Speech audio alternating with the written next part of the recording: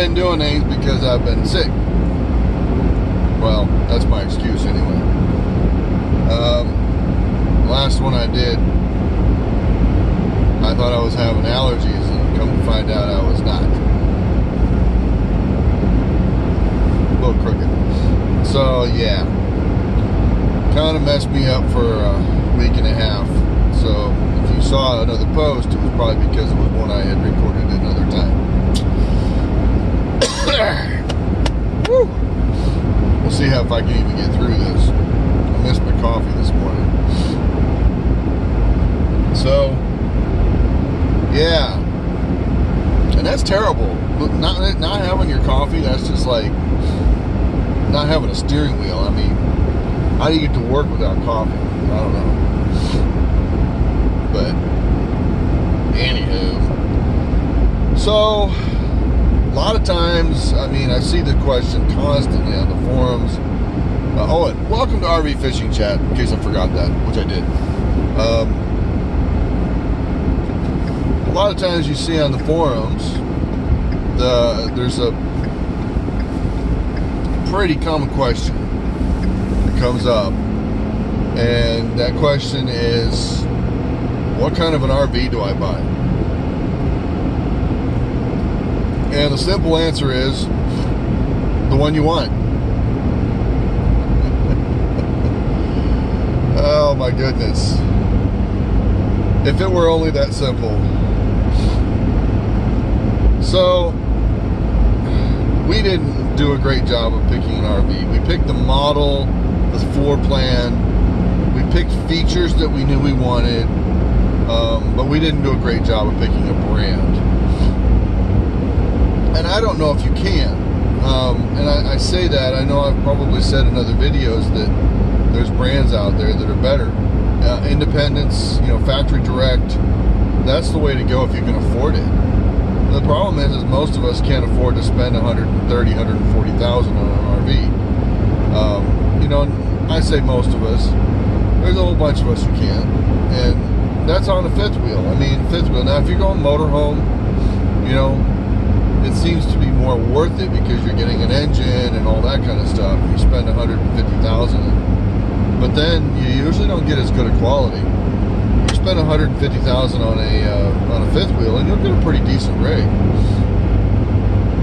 Usually.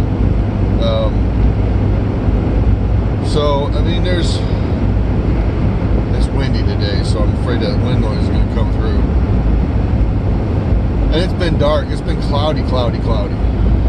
So it's darker than normal right now. I apologize for the grainy video, but the camera's doing its best to compensate, but it's cloudy. Anyway, so yeah, you want to pick an RV, what are you going to do? It's a rough world out there. If you know what size you want. The problem is most people, when they get into RVing, they think they know what size they want. They think they know. Well, we want a house replacement. I've heard that before. Well, we're used to having a 3,500 square foot house, so we need a 45 foot fifth wheel or a 45 foot motorhome. Blah blah blah blah blah. Okay. Yeah, that's the way to think. If you're getting into RVing because you're replacing your house, you're on the wrong foot in the first place. What a moron. So, yeah, because, and I shouldn't say that. To each his own. If you're out there to replace your house, fine. Go replace your house. Go sell your house and spend. If you own your house free and clear, go sell your house. Go buy your $250,000 RV. Whatever. Have at it. Speaking of RVs, I can't show it to you. There's an RV on the side of the road here. No, he lost an axle on one side. No, he lost a wheel on one side. Bummer. But anyway, so yeah, buying an RV is tough, and that's where the whole thing that you got to do, the thing you have to do is educate yourself. And the second most important thing you have to do, because that was the first most important thing, educate yourself. If you're not willing to go out there and do some research and find out what you got to do, as far as buying an RV, or what it looks like, what it's going to feel like, what the maintenance issues are going to be. There's a whole slew of things. I mean, how you're going to tow it. With the fifth wheel, you got to buy a truck. I'll probably talk about that later because that's what we're doing. But then if you buy a trailer, you got to buy a truck. And if you buy a motorhome, you buy a trailer. Well, a car. You're going to have a car to tow, right? So towing. How do you tow? You better find that out. If you don't go find that out, you're going to get out on the road and at best look like an idiot, if not actually be one. Yeah, I called some of y'all idiots. Do your research. You'll make less mistakes. And mistakes can be extremely costly. You don't hitch up your fifth wheel properly, and that thing pops off the hitch. You basically throw away $150,000 worth of RV and part of your truck. So yeah, go do your research. Second most important thing, go to RV expos, go to the trade shows, RV trade shows, and that kind of stuff. You just have to do it. Trust me on that one. We did it. Here in Austin, in the Austin area, there's the RV Expo in February, which we're going to be going to, if I can possibly help it, because that's a fun event. And you learn about RVs. You go get to see things. You go get to experience what is it like to go step into a 45-foot or a 42-foot fifth wheel. What does it feel like?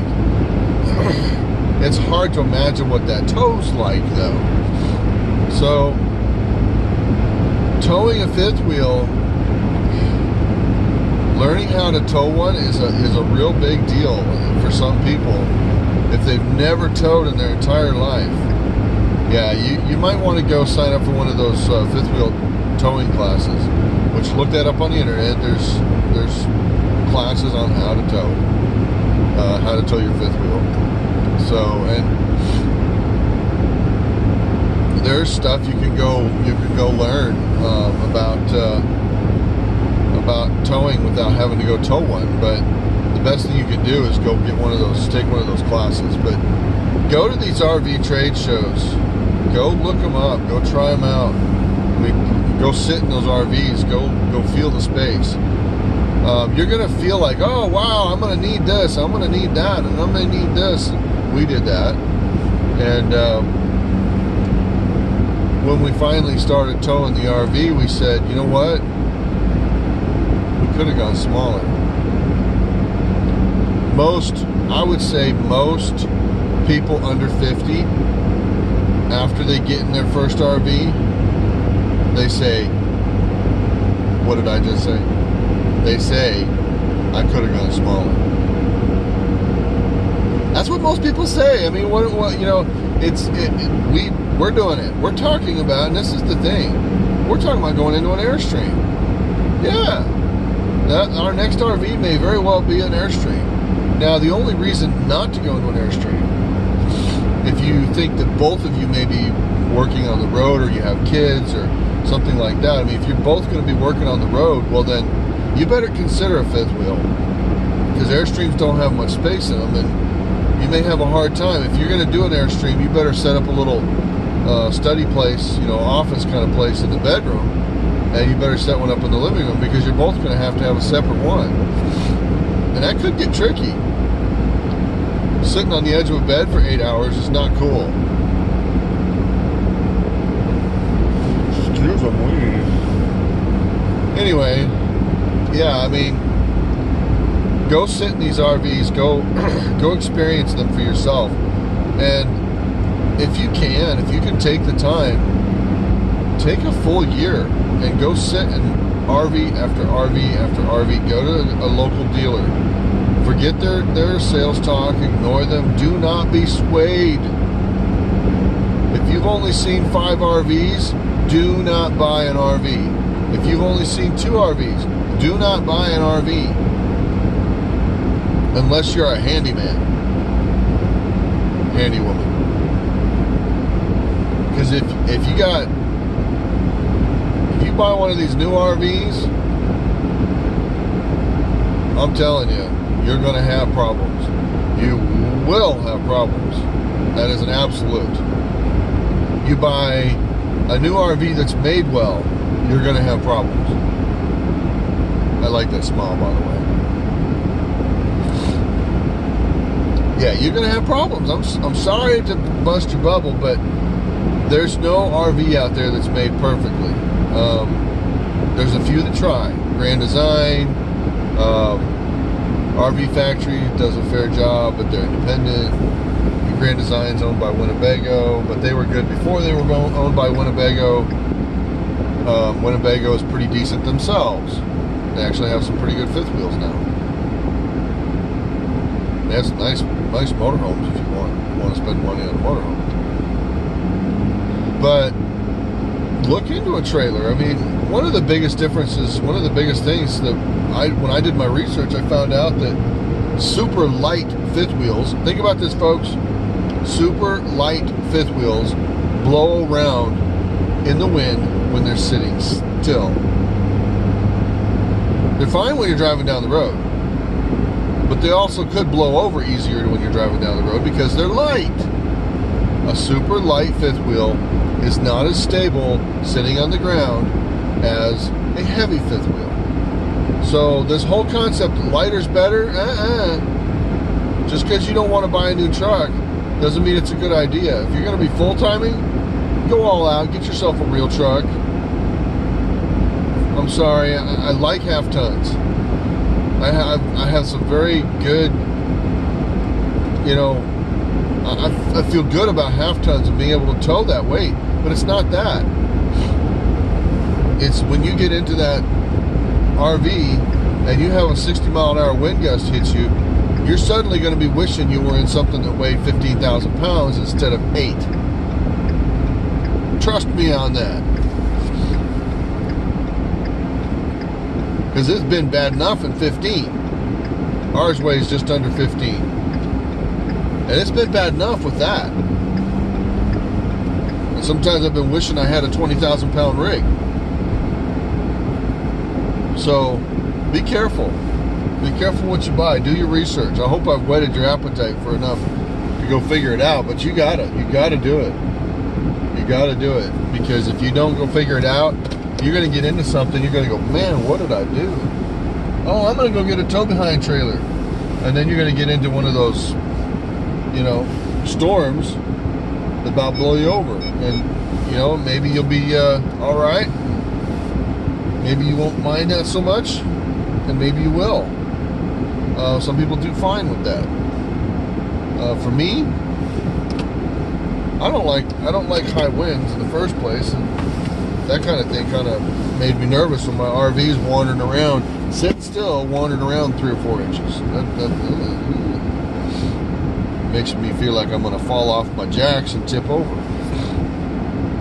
You know. Anyway, I can't talk enough about this subject. So, and I've already been 14 minutes. 14 and a half. All right, gotta go. Time to work.